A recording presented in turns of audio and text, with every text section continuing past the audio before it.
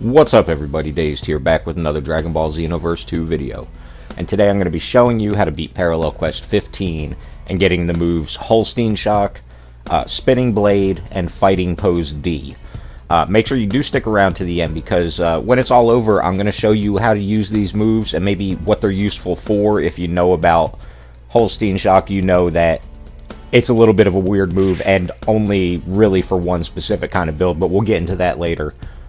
For those of you who are new to the game works off RNG. That means you're just going to get a random chance, assuming you do everything right, you're going to get a random chance to unlock these moves.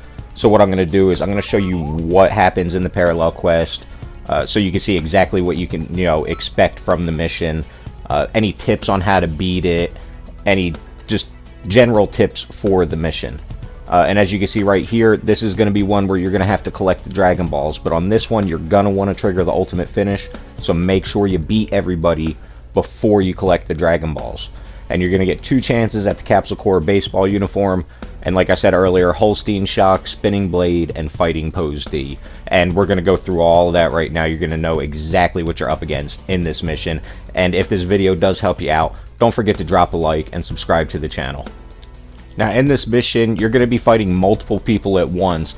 Me personally, and in most of my videos, especially with the earlier Parallel Quest, you're going to see me go at it alone. But if you have a problem fighting multiple people at once, make sure you take some people with you. And also make sure you bring some healing capsules with you, just in case if you have a hard time with it. Alright, so right off the bat we have Goldo, and I like to do the guys in order of like their power level almost. Like I take the weakest and then just keep going up from there. So I'm going to take out Goldo first, and as you can see we're not really using any Ki Blast moves on him. We're using him to build up our Ki to use on the other 2. And as soon as he's finished, we're going to be going after Raccoon. Birder we're going to save for last, but we're going to go straight for Raccoon right here. And this is going to be where we're going to unleash our first ultimate. This is going to finish off Raccoon, and it's going to leave us good because we still have 2 bars of stamina, so we don't really have to do much work to Birder. We just need to get him a few more hits. For some reason, I'm going to mess around with him right here and pretty much waste time. You don't have to do this. Really, I was just trying to get all the way up so I get my potential unleashed off. Didn't really have to do it. I could have just went with the full power energy blast volley at any time and finished that off, though. And that's what we're going to do right here in just a second.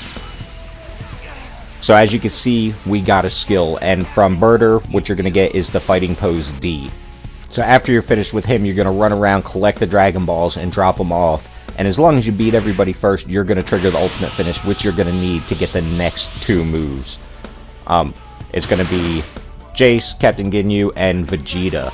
We're going to go straight for Jace right here because we know one of the moves is his, and that's going to be Spinning Blade, and that's an evasive. So we're going to try and take him out first. For some reason, we're just missing everything right here.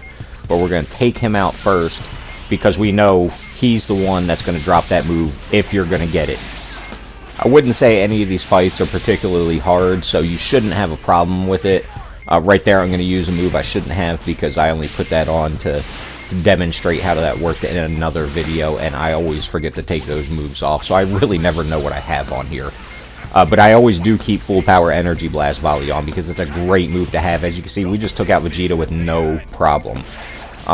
Now one thing to note is you're not going to see a skill drop from Jace. It's not going to tell you if you get it. You just pretty much have to take it to the end to see if you've gotten it. And the last move we have to unlock here is going to be Holstein Shock, and of course that's going to come from Captain Ginyu.